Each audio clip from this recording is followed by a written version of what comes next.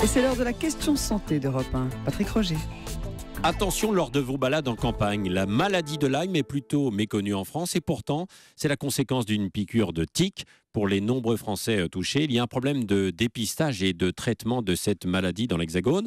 Bonjour Dr Kierzek. Bonjour Patrick. Alors précisons ce qu'est cette maladie de Lyme. Et vous l'avez dit, c'est une maladie infectieuse, c'est une bactérie, la Borrelia, qui est transmise par une piqûre de tique. Les tiques ont cette Borrelia, vont piquer l'être humain et vont déclencher une maladie qui est effectivement difficile à diagnostiquer parce qu'avec des symptômes qui peuvent être des symptômes tout à fait communs, une fièvre, simplement une petite rougeur, ça risque de passer inaperçu et malheureusement il y a un certain nombre de complications. Cette maladie de Lyme ou cette borréliose est probablement sous-diagnostiquée en France. Pourquoi elle est méconnue en France, cette maladie ? Elle est méconnue parce qu'on n'y pense pas toujours. Vous faites piquer par une tique, d'abord vous ne vous rendez pas toujours compte qu'il y a eu cette morsure, la tique peut tomber spontanément, ou parfois les symptômes sont tellement polymorphes, comme on dit en médecine, c'est-à-dire que ce sont des symptômes, un peu de fièvre, un peu de rougeur, et malheureusement on ne va pas faire le lien avec cette morsure de tique. Et même nous médecins, si vous ne nous racontez pas qu'il y a une morsure de tique plusieurs semaines, voire plusieurs mois avant les symptômes, ça va être difficile d'y penser et de faire un test qui est simple, qui est une sérologie, une prise de sang pour pouvoir vérifier le diagnostic. Comment le sait-on ? C'est à travers une rougeur, justement ? Alors les symptômes,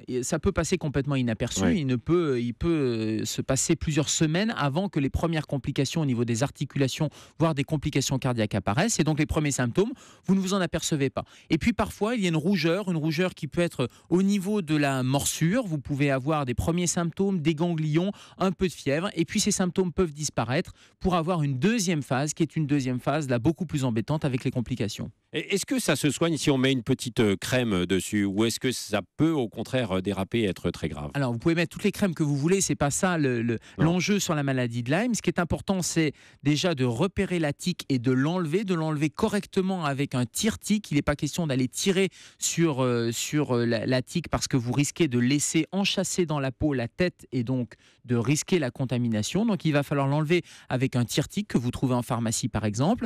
Et puis si la tique est restée longtemps sur votre peau, il va falloir mettre un traitement antibiotique en prévention. Oui, ça ressemble à quoi pour les auditeurs qui n'ont pas vu de tique ? Je ne sais pas Patrick si vous avez joué au Playmobil, mais si vous avez des Playmobil, il y a un petit pied de biche dans certains Playmobil. Eh bien ça ressemble à un pied de biche de Playmobil qui va prendre la tête et qui va dévisser la tique et ça va permettre de l'enlever très proprement de la peau. Et si elle est restée, je vous disais, plus de 48 heures ou chez les enfants... Comment on l'aperçoit ? Elle est un peu... C'est noirâtre ? C'est noirâtre, c'est quelque chose qui est gorgé de sang, c'est un parasite qui est gorgé de sang. Et un des bons messages, c'est que si vous repérez après une balade en campagne, il faut éviter tout ce qui est éther comme on conseillait à une époque, mais vraiment faire ça très proprement et ensuite aller consulter un médecin pour envisager éventuellement cette fameuse antibioprophylaxie, c'est-à-dire des antibiotiques qui vont être mis à titre préventif. Merci Dr Kierzek et à demain Gérald. À demain Patrick. Europe 1, 6h57.